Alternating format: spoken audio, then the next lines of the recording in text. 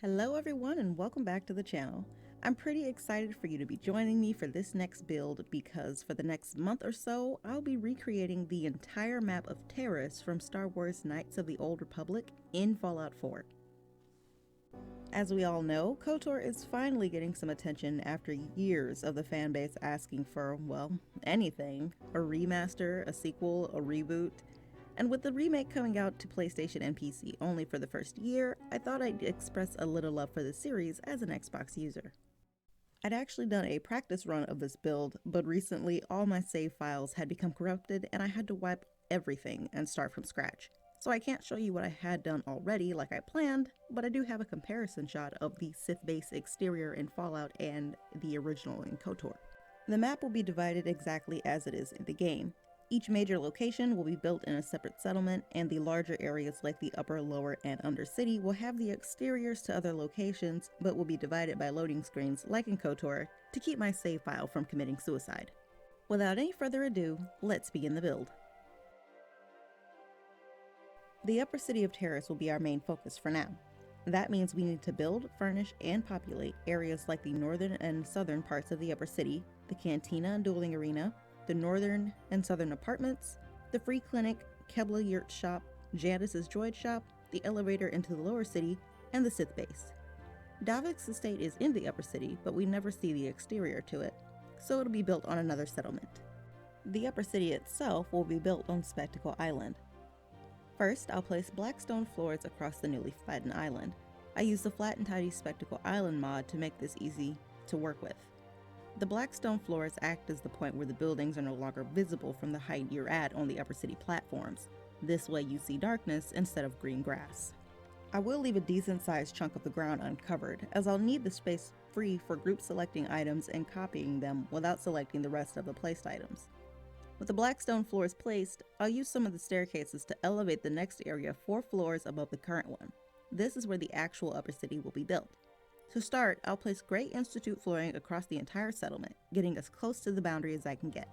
The flooring will be scrapped or stored as needed as the build progresses.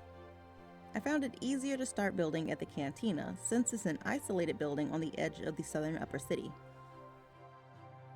I started with the pattern on the Bridges Walkway that spans through the entire upper city. It's got this interesting shape in it that requires the use of these curved floors, and there's this interesting little pattern that these little bars that take place in between them. I had to pace my character up and down the bridge to get an idea of how long it should be. It took about 15 steps for my KOTOR avatar and my Fallout avatar, which is modeled after her, to make it up and down each end, starting from the door of the cantina to the threshold of the next area.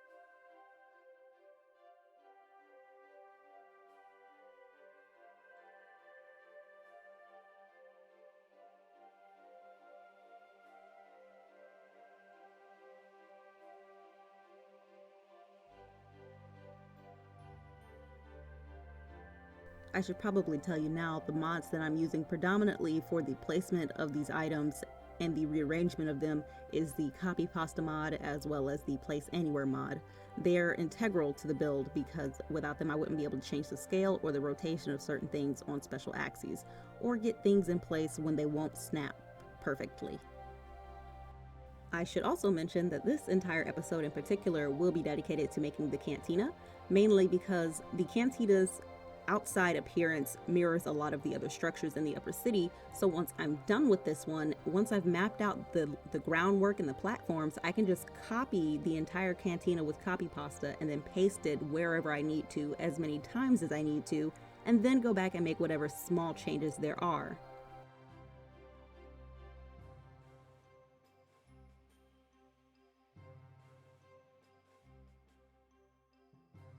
Now we're getting on to framing the cantina. We're going to start with the doorway since it's in the middle. These 3 squares are the entire width of the doorway, and it has to be lined up with the black patterns on the walkway.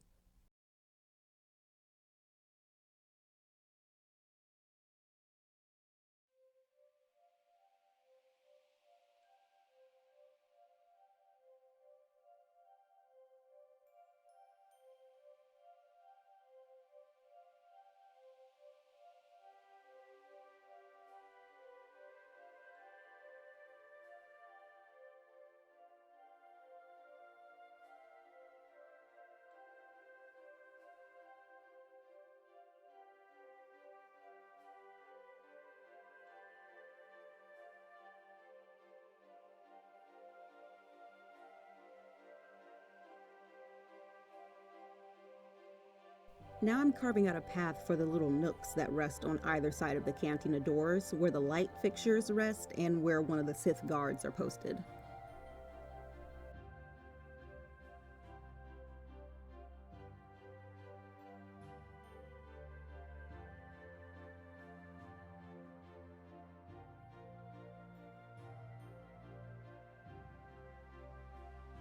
I'm stepping away from the nook for a moment to make sure that I line up the width of the wall on the outside with the wall on the inside for the area that triggers the loading screen. You don't actually walk into this part before you get into the cantina. Once you cross through the door, the screen fades to black and you get a loading screen. This is that area that I'm carving away for now.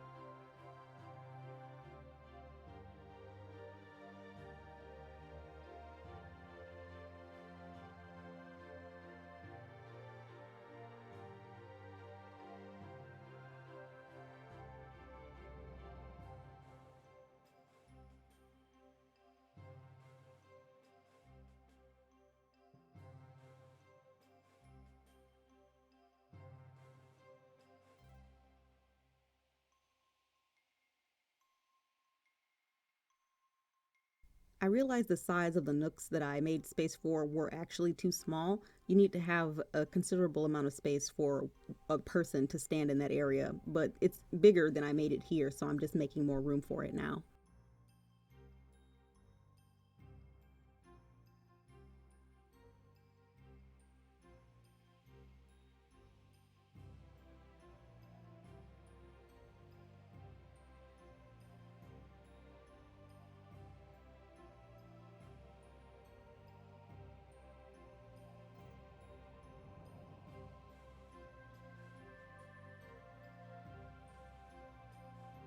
All I'm doing now is filling out the height of the rest of this dome so that everything is encompassed in it correctly.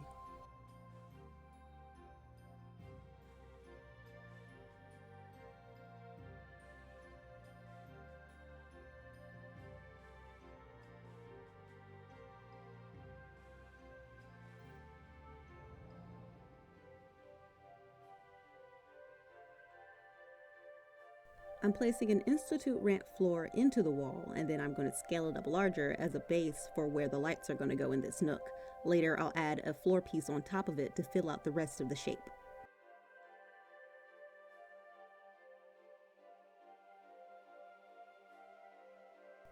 These outer black walls will be hidden by the white outer curved walls that are going to go on top shortly. This is just a base for them to rest on so that the shape is followed through properly.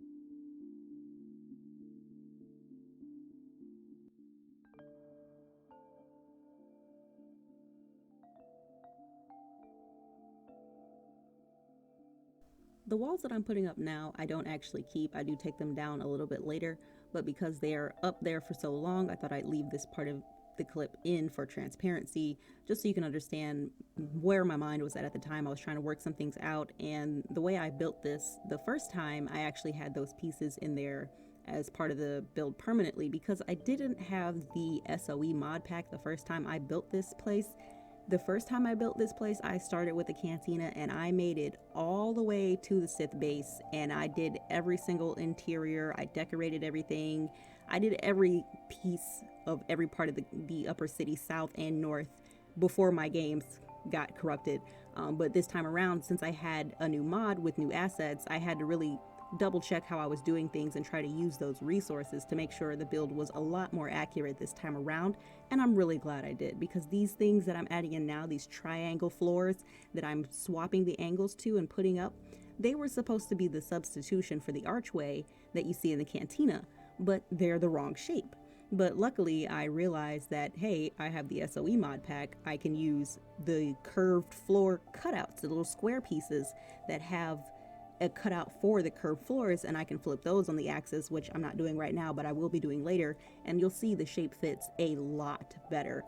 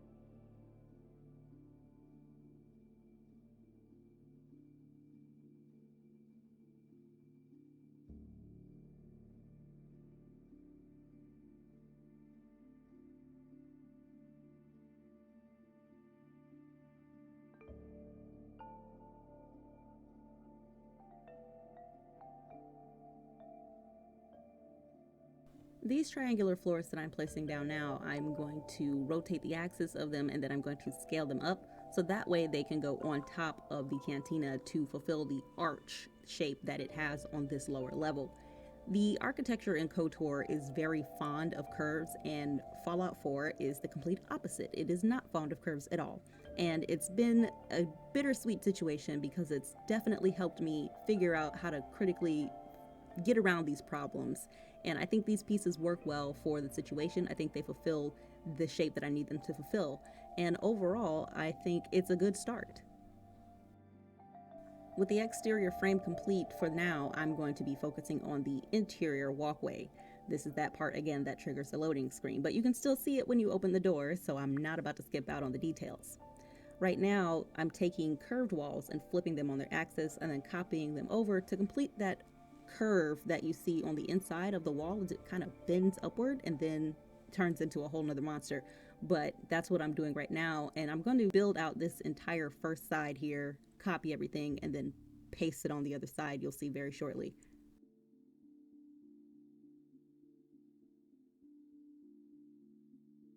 There's a point in this building where the curved wall turns into another straight wall. Well, it's not exactly straight, it's tilted at an angle, but it looks very reflective in the game, so I thought I'd try these very beautiful Institute walls.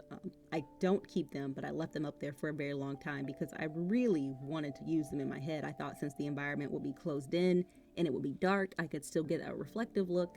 Because the light sourcing in KOTOR was very confusing for me to read at times, but eventually I do switch it back to the white walls and it works out very well in the end.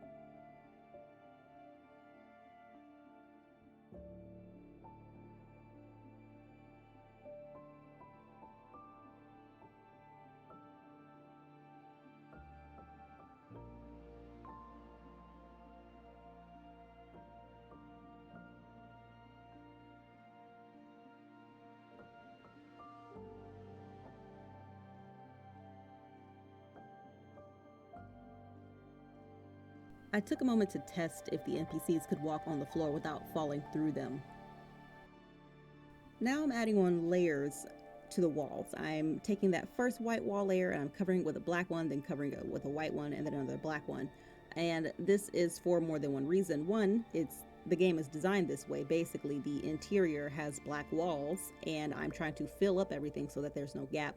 But also, because of the way the devs of KOTOR designed the game, when they have things like doors and they're oversized doors, the animations these doors have when they open up, those four corners have to go somewhere, so they clip into the areas of the building that you can't see. You can see it if you open the door up and then use the punch it chewy cheat to enter free roam mode and clip through the walls. You can see the doors clip into those areas, and it makes me feel like I'm definitely doing something right when I'm copying the devs to a T and achieving the same result, because later I have to put a door in here and I have to enlarge it. I have to make it like 6 times its size. But you can't see the rest of the door animation, even with its great size, because there are so many layers to this building covering it all up.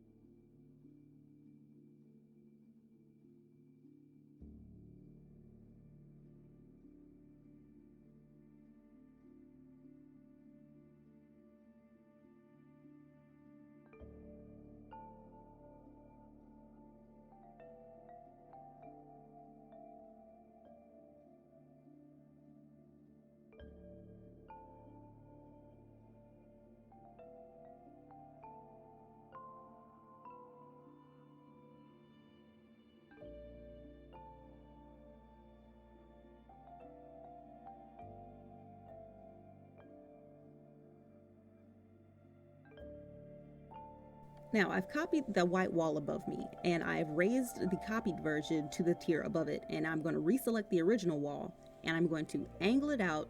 I'm going to tilt it so that it's at a nice angle, and I'm going to line it up with the tip of the curved wall below it, and then I'm going to take the wall above it and line it up with the tip of the wall that I just moved, and it's going to make this nice, seamless angle in the building that you see when you look inside of there.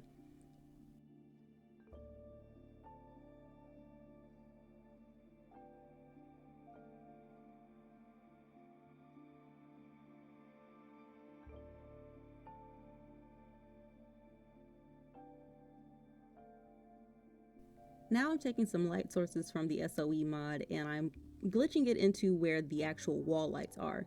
Those subway lights have been turned around so that they're facing the wall, so it looks like the way it does in the game, but even with a generator and some conduits hooked up, you can't see the lights all that well.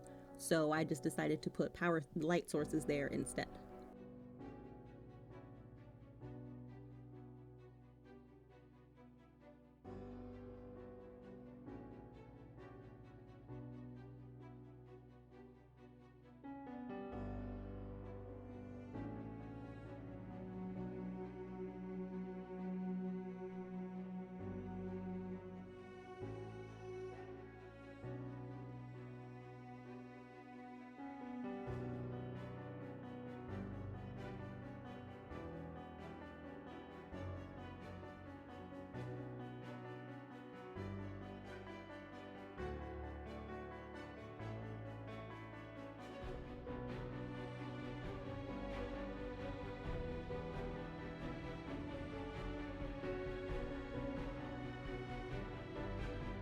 I love these SOE light sources. Because of them, I was able to replicate the coloring and the warm and the cool tones that you see in these buildings.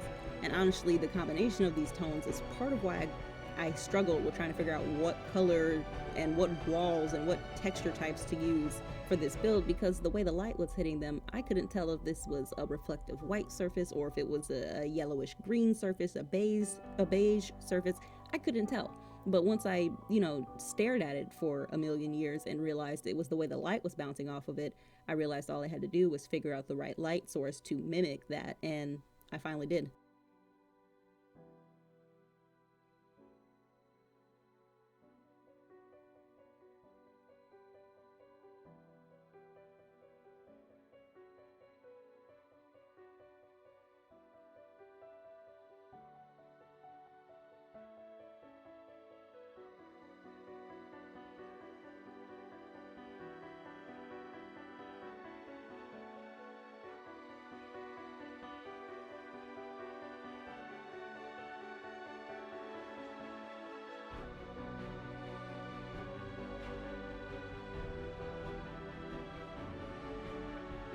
I'm finishing up with the interior.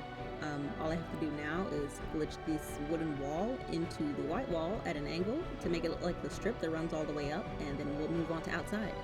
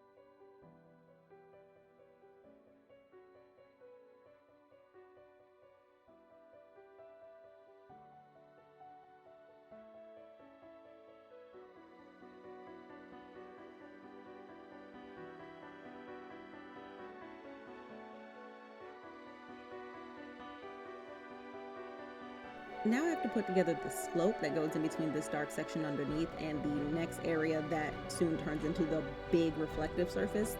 The best way for me to do this, I found, was by taking modded sanctuary roofs and stacking them on top of each other. It fulfilled the slant that I needed, it was the right angle, and then also the other roof type that I'm using, it has this little window built into it, and it's the exact size that I need to plug some subway lights on and make it look like the lights.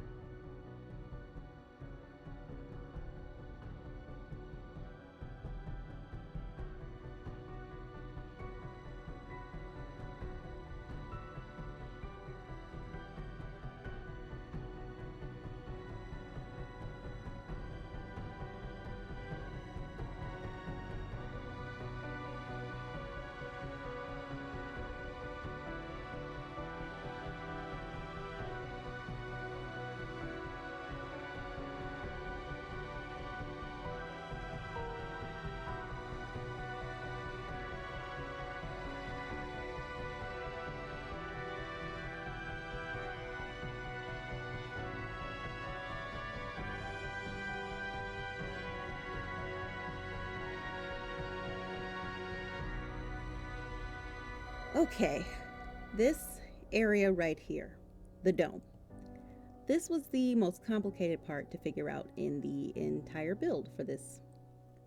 When I started this run through, the original run through, I didn't have a lot of mod resources, as I said. I didn't have copy pasta, I didn't have SOE. I did have USO, but they didn't have everything I needed. I tried using regular vanilla assets. I tried using the metal walls and frames because those were the only things with natural curves, but it did not look good. It didn't look right, and anything else I tried to use was too large and it clipped into the walls and you could see everything. So eventually I found that doorway and I scaled it up and I put it in position so that there's a gap in the middle so that I can take this wall and scale it up just to be big enough to go down and plug that middle spot up without glitching into the rest of the building, because nobody wants to see that. It's not pretty. But I don't actually end up keeping what I have here. I make a minor modification. It's essentially the same thing, but I get rid of the door frame and instead I take two of those Institute walls, the one I'm messing with right now. I make two of those and I put it on either side where the frame is now, and then I take the curved Institute floors, the small ones, I scale them up, I rotate them, and then I put one on the left side, one on the right side, and one in the middle that creates this arch shape that I was looking for. And then I take white Institute floors, the triangular ones, and I copy it 4 times, I scale it up, and then I rotate them as needed and I plug them in. And you can see the end result here shortly. It is a much better end result. It just fits a lot better. One of the reasons why I struggled with getting the dome, besides not having the right resources, was copy pasta. As much as I praise it, as grateful as I am for it, copy pasta doesn't always get along with oversized items. If you're not careful and you scale an item to its max size or maybe larger than 5, copy pasta will make the item move automatically. It kind of just loses all control and you have to be really careful. Otherwise you'll lose the object. It'll keep moving forever. If you can find it, you can delete it and start over, but I had to walk on eggshells with that because I was working with so many large items at once. But eventually I did get it to work, and as you saw, the end result is definitely much more favorable than anything I had come up with before, and I'm glad you can't see what I came up with before. Now I'm working on the bottom part of the cantina. This is the part that you don't have access to, but you can still see it if you look over the edge to a certain degree. Here there's this little gray track that runs along the length of the building and it curves around, and then there are these curves in between it. So I'm taking the curved floor and I'm rotating it to fill in that gap there to replicate those curves that you get, because I tried using railings, but they had too many gaps with them. They had too many different sizes, different shapes. Some of them had curves that I needed, but then they had all these extra pieces attached to them and it was just too cluttered. So I figured just get a floor piece and rotate it, and it worked very well.